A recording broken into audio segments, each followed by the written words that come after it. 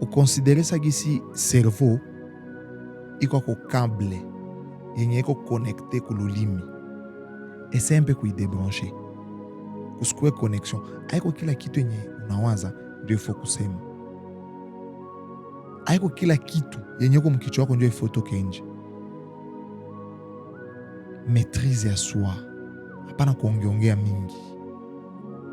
Sikia vya mingi sana, ongea kidogo. Est-ce que tunajiuliza saa moya pourquoi Mungu alitia masikio mbili? Kinywa akatia moya.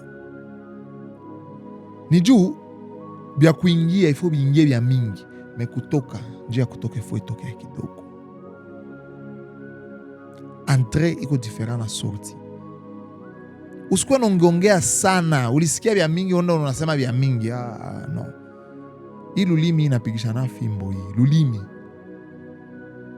Kama wewe kuona maîtrise ya lulimi yako itakufikisha mbali. Na ile mbali utafika ni hamubaya sana kwa utaweza rudia. Donc déconnecter les câbles inatoka ku cerveau mkichwa wako mpaka ku lulimi.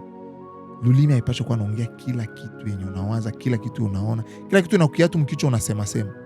Kila kitu inakukia mkichwa unaomoloka. Utakufa vibaya. Itakupatia maproblema hapo, utakosana na watu, utashangana.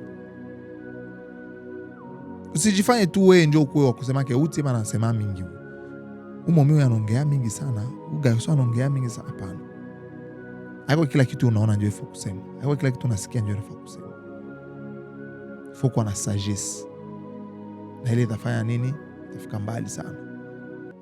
Unaona kwa vya mingi, unasema kidogo. Mimi ni Nason na hii ni hadithi za Nason. Tukutana la prochaine. Peace.